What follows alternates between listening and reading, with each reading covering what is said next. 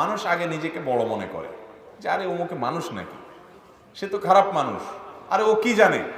অন্যকে আগে ছোট মনে করে অন্তরে, নিজেকে বড় মনে করে, এরপরে এমন হাবভাব সে প্রকাশ করে ফেলে যার ফলে তার ভিতরকার অহংকারটা বের হয়ে পড়ে।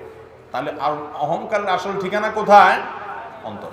এই জন্য নবী করিম সাল্লাল্লাহু আলাইহি ওয়াসাল্লাম বলেছেন, মান কানা ফি কলবিহি মিসকালু হাববাতিন মিন খারদালিন মিন কিবরিন, যার অন্তরে একেবারে অতি সামান্য পরিমাণ, সরিষার দানা পরিমাণ অহংকার যদি কারোর অন্তরে থাকে, সে জান্নাতে যাবে না। তাহলে নিজেকে বড় মনে করা, অন্যকে ছোট মনে করা, এই যে একটা অহমিকা, এই যে একটা অহংকার, এটা কি আমাদের মধ্যে আছে না ব্যাপকভাবে আছে? নবীজি সাল্লাল্লাহু আলাইহি সাল্লামের সতর্ক বাণী শুনেন, অন্তরে বিন্দু পরিমাণ অহংকার থাকলে সে জান্নাতে যাবে না। আপনি অন্যকে মনে করছেন আরে ও কি জানে, আপনি তার চেয়ে বড়, আপনি তার চেয়ে শ্রেষ্ঠ, অন্যের সাথে অহংকার করছেন। আল্লাহ তাআলা একটু প্রভাব দিয়েছেন, পয়সা দিয়েছেন, ক্ষমতা দিয়েছেন, আপনি আর মানুষকে মানুষ মনে করছেন না, ধরাকে সরা জ্ঞান করছেন, আপনি নিজের অহংকারের মধ্যে হাবুডুবু খাচ্ছেন। আপনার এই অহমিকামূলক আচরণ, নিজেকে বড় মনে করার এই ভাব, এটা কাবিরা গুনাহ।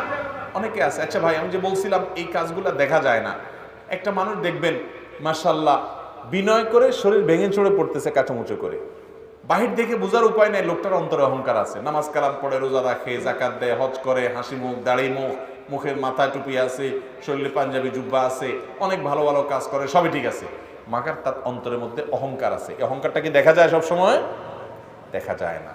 বসে হয়তো আপনি আমার সাথে কথাই বলতেছেন, আমি আপনার সাথে কথাই বলতেছি, কিন্তু কথা বলতে বলতে আমি মনে মনে বলতেছি এটা কি জানে, কি জানে, ও আমার চাইতে অনেক নিকৃষ্ট, আমি হচ্ছে অনেক শ্রেষ্ঠ।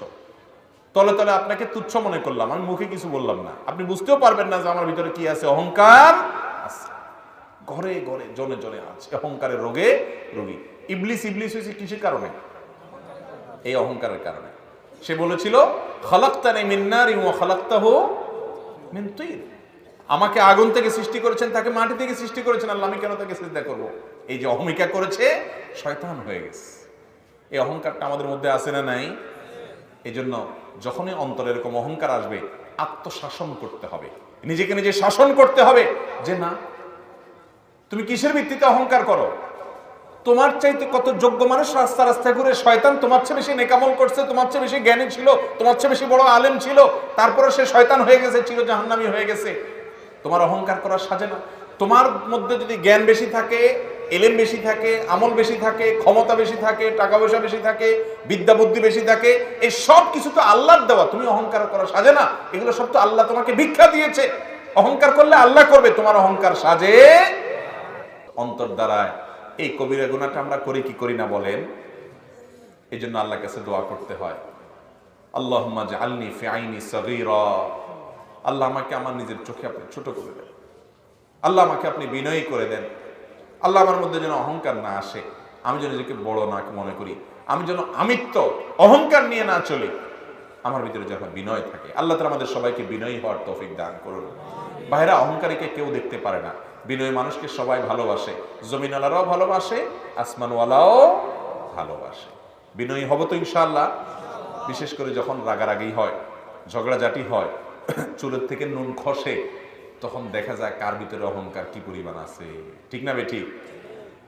মানুষ মনে হয় না, আমি বলছি হয় নাই, আমার সামনে আবার এত বড় কথা, আমি থাকতে আবার এই সমস্ত, আমাকে জিজ্ঞাসা করা হয় নাই, মানে আমি কিছু একটা হয়ে গেছি। এগুলো সব অহংকারের কথা। এগুলো সব কিসের কথা? আমি কি এমন হয়ে গেলাম? কিসের এত গর্ব? মানুষের গর্ব করা মানুষের সাজে না। মাত্র একদিনের মধ্যে কয়েকবার ডায়রিয়া হলে আপনি কাইত। অহংকার কি নিয়ে করেন? গায়ে জোর দেখান, আপনার মতো বীর বাহাদুর মাস্তানি প্রভাব আছে, আল্লাহ প্রতিপত্তি দিয়েছেন, এটা জোর দেখান, এর জন্য অহংকার করেন, দাপট দেখান, অহংকার করেন, মানুষকে ছোট মনে করেন। আল্লাহ তাআলা শুধু একটা ডায়রিয়া দিয়ে দিবেন, বেশি না, 1 ঘন্টার ভিতরে 10-15 বার আল্লাহ তাআলা বাথরুমে আনাবেন, নেওয়া করবেন, বাস। এরপর বিছানার সাথে ফিট হয়ে পড়ে যাবেন, মানুষ হাত ধরে উঠাতে পারবে না। ঠিক না বেঠিক? তো এই মানুষ আবার অহংকার করা কিভাবে সাজে? ভাইরা আমার, একটা জিনিস খেয়াল করেন তো, মাথা থেকে পা পর্যন্ত আমাদের শরীরে যতগুলো ছিদ্র আছে, যতগুলো কি আছে, ছিদ্র আছে, একেবারে মাথা থেকে হুসে শুরু করেন, চোখ, এই চোখ দিয়ে যে মাঝে মধ্যে বাহির হয়, কি বলেন? মেশকো আম্বর বাইর হয়, কি বাইর হয়?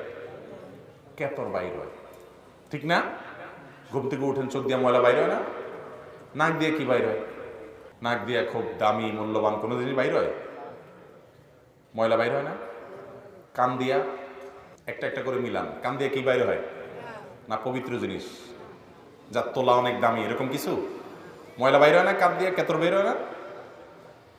আহা, মুখ দিয়ে কি বাইর হয়? থুতু, শ্লেষা, কফ, দুর্গন্ধ, ময়লা, বমি, এসব মুখ দিয়ে বের হয়, ঠিক না ঠিক? এরপর আস্তে আস্তে নিচের দিকে যান, শরীরে যত ছিদ্র আছে একটা একটা করে মিলান। নাভি দিয়ে কি বাইর হয়? ময়লা। পেশাবের রাস্তা দিয়ে কি বাইর হয়?